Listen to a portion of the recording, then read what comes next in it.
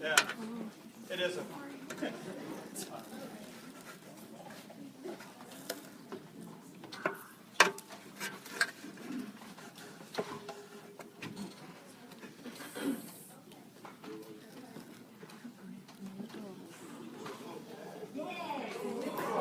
Ladies and gentlemen, welcome back to the Roundtable and to our panel discussion. We are live at the Linda, and we are very happy to be honoring the great Rosemary Armao this morning before a live audience.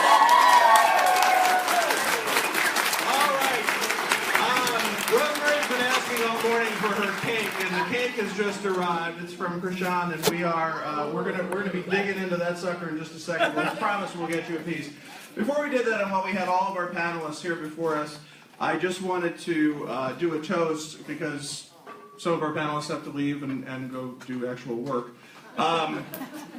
Okay, or whatever it is that you're going to do.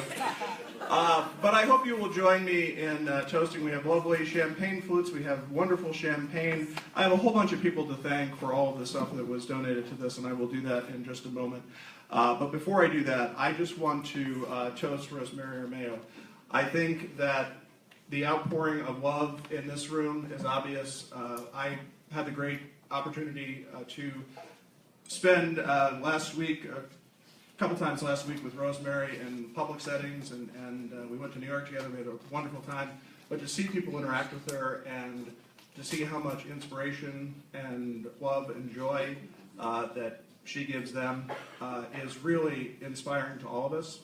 I think when, obviously, it is difficult. Oh, get over it. I think obviously when you look at a time where things are precarious, that someone who speaks their mind and someone who tells us how she feels and someone who is an inspiration to women, an inspiration to those on the left, and pretty much to everyone, and the thought that she actually is also educating not only journalists to come in her new position, but all of the students that she's had in the past, is a true inspiration, and I think should keep us all sleeping a little bit better at night. I would like to raise my glass, and with everyone on the panel, this is for safe travels, great work, wonderful love, and the joy that you'll bring to everyone. Thank you very much.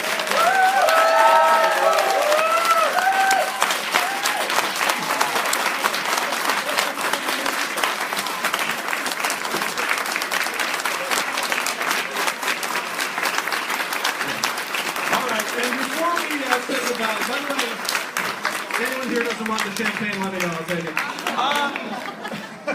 Before they leave, without getting, while we're in the mushy mode, I'm just going to turn the mic over to our three panelists who are leaving and let them say a few words to Rosemary. Go with Libby first. You can say. So, Rosemary, you know, we don't always agree, but we do agree on one thing, and that is the power of women in public policy, in journalism, and in rights.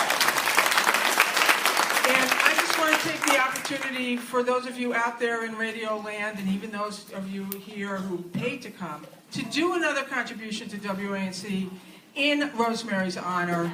You know, do the lockbox, do the First Amendment Fund, which is what she's all about. Because while, you know, the budget might include funding, maybe, for NPR and for PBS, it's up to us to keep this station going. And so please, if you can, dig down deep and give a little bit more money to WANC. Yes. Ira Buswell. Thank you, Joe. You know, I'm a print guy. I was in the newspaper business for 45 years, and all the other things that you guys and I would agree with about Rosemary are important, but I'm particularly impressed by what she has done in journalism. She's a drinker, a lot of journalists. But I had not met Rosemary until either the Media Project or the Roundtable, and we've done a number of programs since together. It's so important to me to meet someone like Rosemary because it gives me renewed hope for our industry, and I have such admiration for what she has done. You know, she's been in the business a long time. I'm older than her, so I'm not going to say you're old yet, but she was a newspaper editor in a big-time newspaper when there weren't a lot of those jobs going to women. And although she is now saying, I'm not being brave by going to Jordan or wherever she's going, don't believe it. This is scary stuff, and you've got to have dedication to the profession and to what you believe in. And that's what she's all about. And of course, we've been able to tell that listening to her all this time. So I wish her well. It's been a great pleasure to work with you, and I hope it's not the end of that. No, keep writing. Thank you.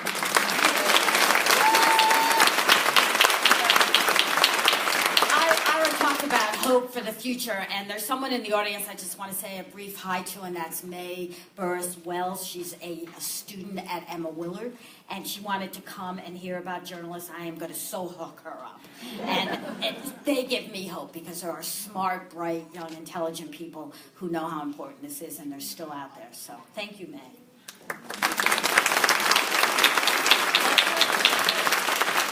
Well, briefly, because I know you got to get on with the show, I want to say that I am a white male and you are an inspiration to me. And as a journalist, I have so much respect for you and I've learned so much from you, and I'm going to miss you very much. Thank you.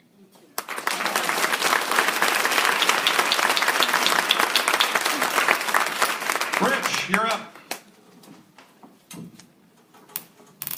Oh my God, Rich is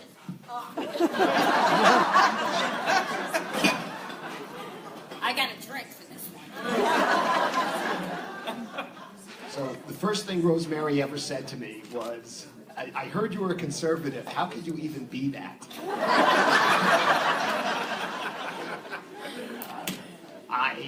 Rosemary is actually one of my best friends on the panel. We all actually happen to be very good friends. I know it doesn't always sound that way.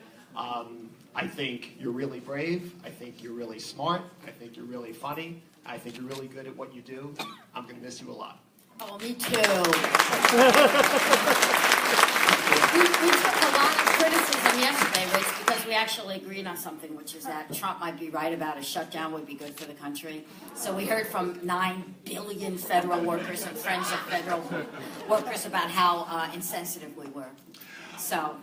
Corporate Attorney Rich Honan also with us this morning, and will be making up the panel for our discussion over the next hour, is an author and activist and someone who is just a role model to so many of us and is the conscience of our community. Barbara Smith is here.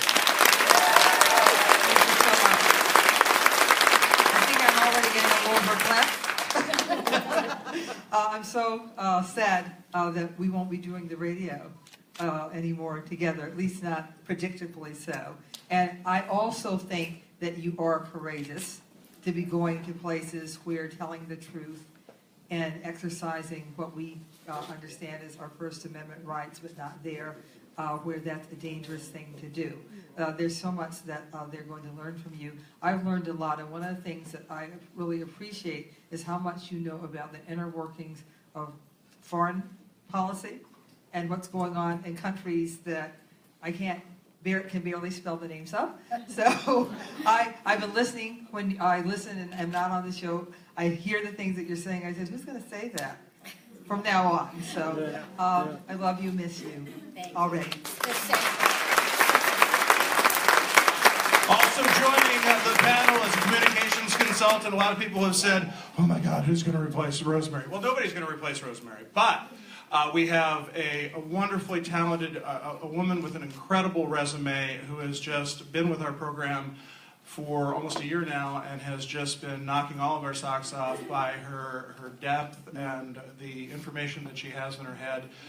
She studies and she just keeps us all smart and on our toes, and we are thrilled to have her. She'll be filling in most days. She'll be there most days now with us, and we're more than thrilled about that. Please welcome Teresa Bourgeois.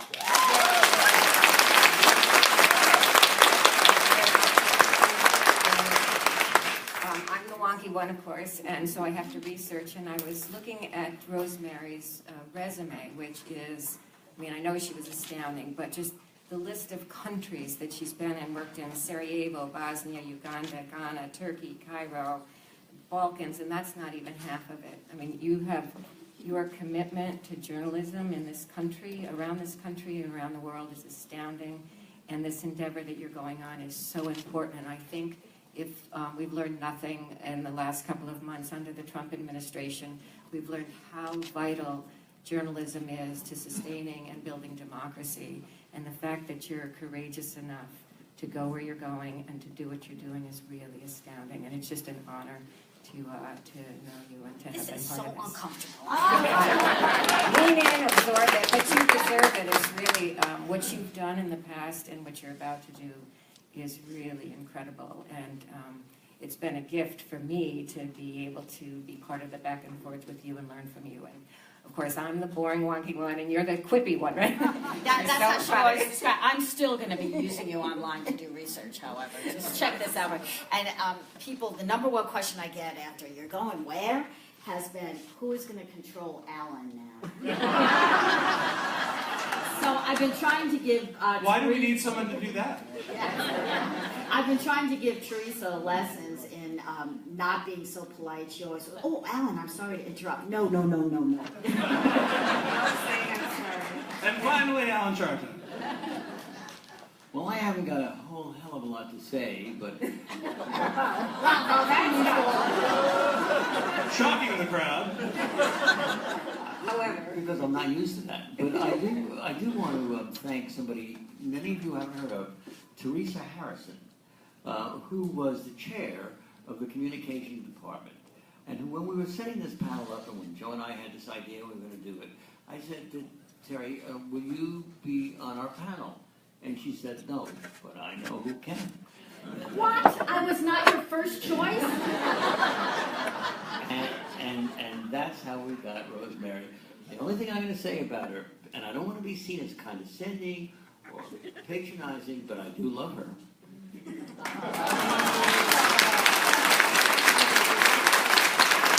All right. I thought he was going to say I'm cute.